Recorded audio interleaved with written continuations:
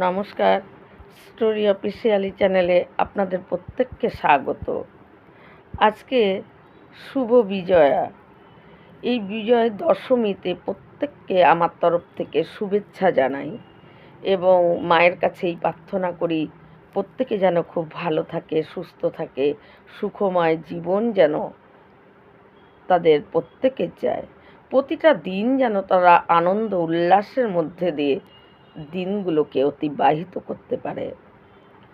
আসলে মা আসবে আসবে বলে যে আমরা আনন্দ উল্লাসে মেতে উঠি, এই 3টা দিন যেন মনে হয় চোখের পলকের মতন এক ঝলকে চলে যায়। কি করে 3টা দিন শেষ হয়ে যায়? আজ দশমী, আজ তো মায়ের যাওয়ার দিন। তাই সমস্ত কিছু যখন নাকি এই আসবে বলে যে আমরা মেতে উঠি, একজন বালক, একজন বৃদ্ধ, যুবক, যুবতী প্রত্যেকের মধ্যে একটা সাজো সাজো রব, নিজেকে সাজিয়ে রাখা আনন্দের মধ্যে দিয়ে যেন অপেক্ষার অবসান। এই 3টা দিন, এই 3টা দিন পার হয়ে গেলেই আমাদের ভিতরে আবারও সেই অপেক্ষার শুরু হয়ে যায়।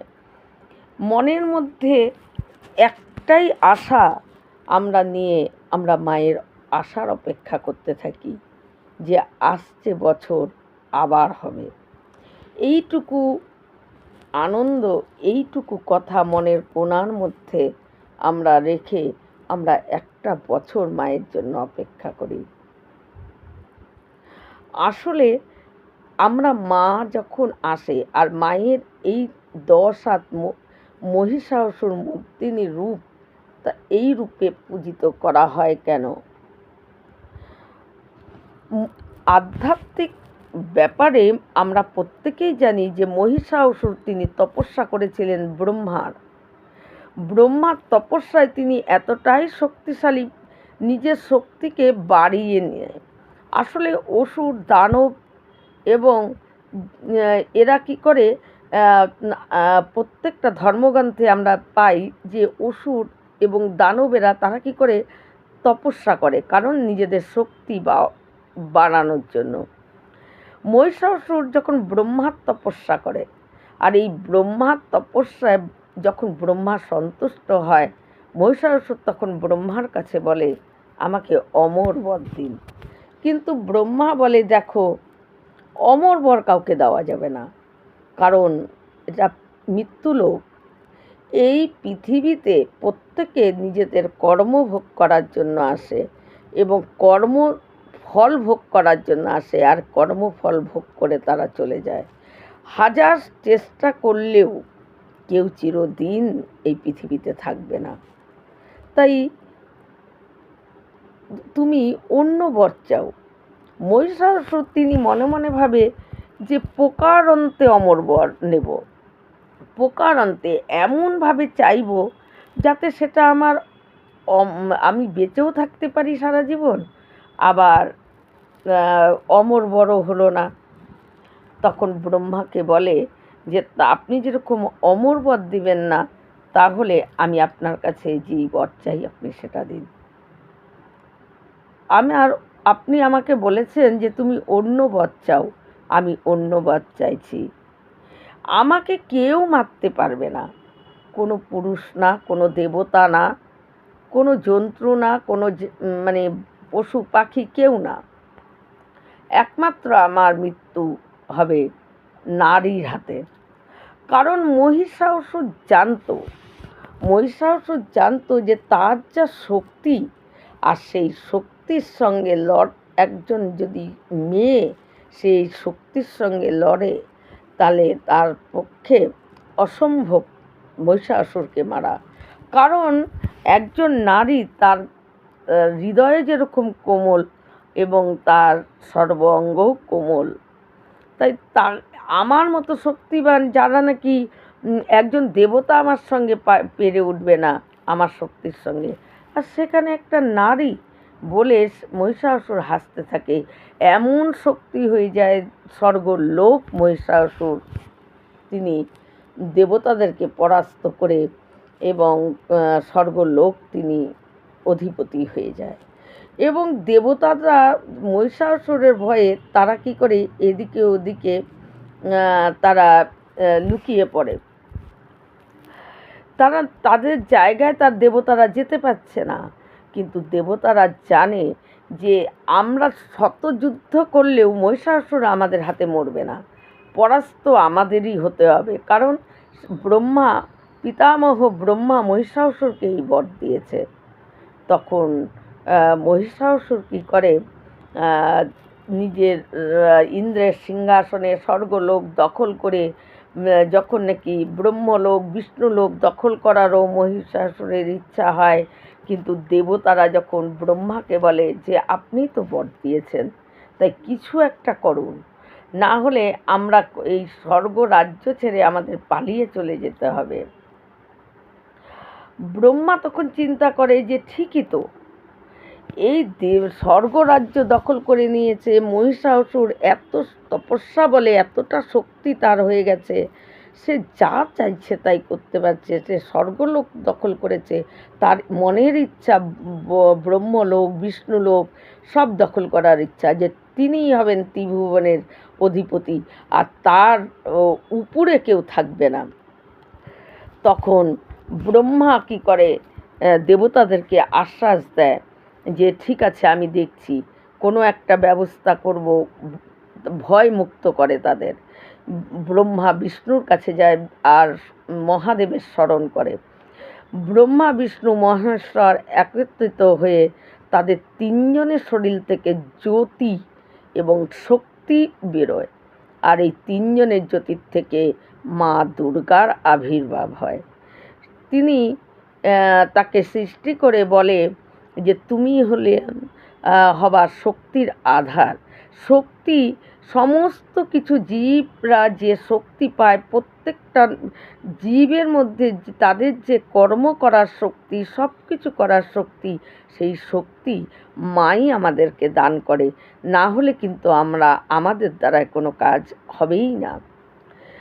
যখন তিনি দশভুজা নিয়ে তিনি যেই সামনে দাঁড়ায়, অপূর্ব তার রূপ, অপূর্ব তার দেবতারা সৃষ্টি করে দেবতারাই অবাক হয়ে যায় যে এত সুন্দর রূপ।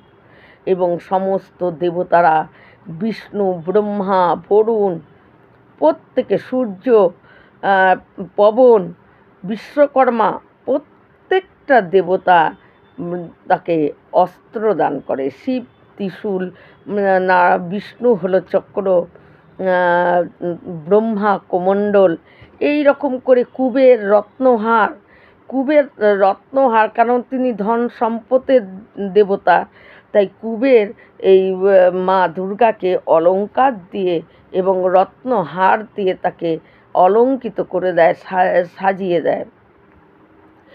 এইভাবে যখন দশভুজা এত অস্ত্র নিয়ে এই শক্তিতে তিনি পরিপূর্ণ শক্তি, ব্রহ্মা বিষ্ণু মহেশ্বরের শক্তি হয়ে তিনি মহিষাসুর যখন কাছে যায়, মহিষাসুর মনে মনে ভাবে সামান্য নারী বলে তার সঙ্গে যুদ্ধ করতে যখন যায়, তারপর মহিষাসুরকে ওই দেবী দুর্গা মহিষাসুরের হাতে তিনি বধ হন। আর সেই দশভুজা রূপ ওই রূপেই দেবীর পূজিত হয়।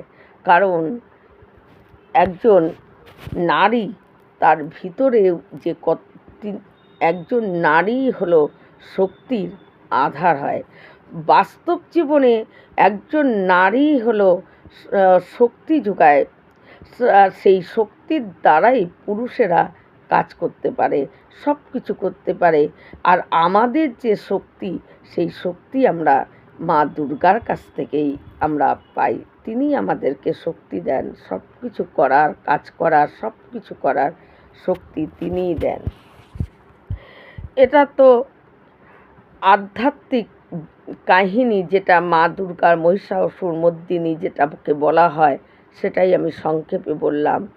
কিন্তু মায়ের এই যে বিজয়া দশমী, এই যে মহামিলনের দিন, আজকে আমরা কি করি, সারা বছরে কতজনের কাছে এমন কথা বলি তার মনে দুঃখ দিয়ে হয়তো কথা বলে ফেলি, কাউকে হয়তো শত্রু ভাবি এবং বিবাদ ঝগড়া নানা রকম আমরা করে থাকি যে এ আমার শত্রু, এর সঙ্গে আমি কথা বলি না, এ ভালো না, একে দুটো কথা হয়তো এমন কটু কথা আমাদের মুখ থেকে বেরিয়ে যায়, অপর যাকে বলছি সে মানে যাকে বলা হয় তার হয়তো হৃদয় কেঁদে ওঠে।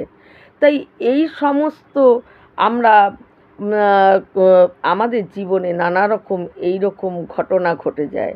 তাই এই বিজয়া উৎসব মা আমাদের কাছে এসে প্রতি বছর আমরা যে মানে এই শত্রু, একে শত্রু ভাবে, একে মিত্র ভাবি, একে নিজের ভাবি, এই সমস্ত যে আমাদের মধ্যে ভেদাভেদ বা অন্য কাউকে যে শত্রু রূপে দেখা এবং কাউকে হয়তো দোষী চোখে দেখা, এই সমস্ত থেকে আমরা যাতে তাদেরকেও আপন করে নিতে পারি, আসলে সেটা শেখানোর জন্যেই এই বিজয়া উৎসব, এই মিলনের উৎসব এটাকে বলে।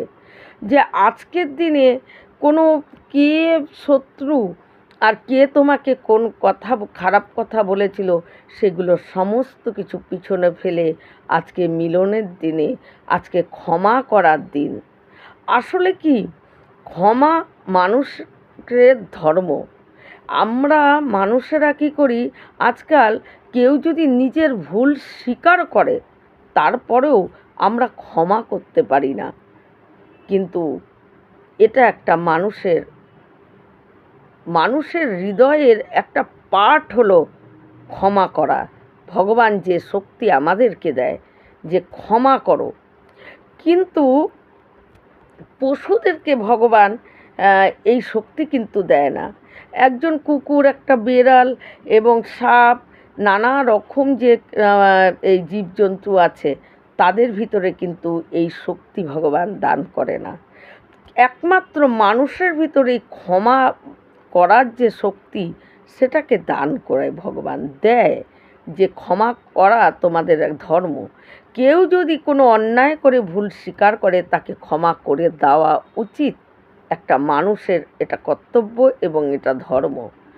যদি আমরা এই ক্ষমাই না করতে পারি তাহলে পশু আর আমাদের মধ্যে কোনো তো পার্থক্য থাকে না। কারণ পশুদেরকে যে ক্ষমতা দেয় না তাই তারা ক্ষমা করতে পারে না।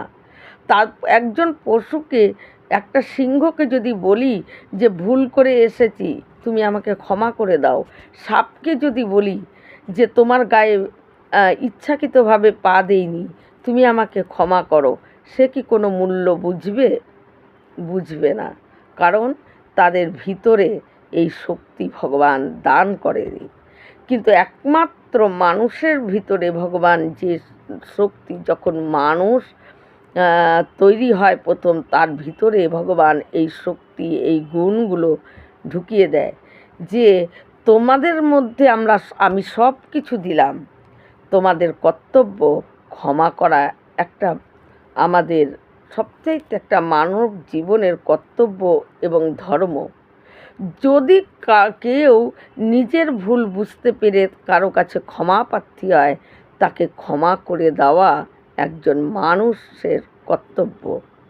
কিন্তু আমাদের ভিতরে ভগবান এই ক্ষমা করার মতো গুণ দেওয়ার সত্ত্বেও আমরা কি সবাইকে ক্ষমা করে দিতে পারি? হ্যাঁ, যদি নাকি নিজের ভুল বুঝে সে ক্ষমা চায় তাহলে তাকে ক্ষমা করে দেওয়া উচিত। কিন্তু যদি কাউকে হত্যা করে বা এমন কোনো খারাপ কাজ করে সে ক্ষমা প্রার্থী হয়, কিন্তু তখন তাকে ক্ষমা করা উচিত না, তখন তাকে শাস্তি পাওয়াই তার কর্তব্য। কিন্তু ক্ষমা কোনো আমাদের নিজেদের মধ্যে ভুল বুঝাবুঝি হয়ে হয়তো শতবার নিজের ভুল বুঝেও কেউ ক্ষমা চায়, কিন্তু তারপরেও যখন কেউ ক্ষমা করতে হয়তো পারেই না, যে না ক্ষমা করে না, সেই রকম কথা বলা হচ্ছে। তাই সেই পশু আর পশুদের মধ্যে এই শক্তি দেয়নি, তাই তারা ক্ষমা করতে পারেনি, কিন্তু আমাদের মধ্যে তো এই শক্তি ভগবান দিয়েছে। তারপরেও কেন আমরা ক্ষমা করতে পারি না? এটাই হলো একজন মা আমাদেরকে এটাই মা এই মহা দশমীর এই বিজয়া দশমীর মাধ্যমে মা আমাদেরকে এটাই শিক্ষা দান করে যে পিছনে কে কী বলেছে সে যখন অনুতপ্ত তখন তাকে তোমরা ক্ষমা করে দাও, এটা তোমাদের ধর্ম। এই ক্ষমা করা এই শিক্ষা দেওয়ার জন্যই এই মহামিলন বলা হয় দশমীকে, যাতে কে শত্রু কে মিত্র কোনো বাছাই করার কিছু নেই, প্রত্যেকের মুখে মিষ্টি দিয়ে আলিঙ্গন করে এবং তাকে শুভ বিজয়া বলে এবং তার সঙ্গে মুখ মানে খুলে এবং মন খুলে তাকে দেখে একটু হাসি বিনিময় করাটাই এটা হলো প্রধান কর্তব্য একজন মানুষ হিসাবে। তাই এটাই ভগবান আমাদেরকে শিক্ষা দিতে আসে। নাই বিজয়া নিয়ে এই মহামিলনের সঙ্গে বিজয়ার কিন্তু অনেক সম্পর্ক আছে। মা আমাদেরকে এই শিক্ষা দেয় যে কে কার দোষ কে শত্রু ওগুলোকে পিছে ফেলে দাও, ওগুলোকে ধরে চলার কিছু নেই। জীবনে এগোতে গেলে সব কিছু ধরলে চলে না। জীবনে যদি এগিয়ে যেতে চাই তাহলে কিছু ছাড়তে হয়।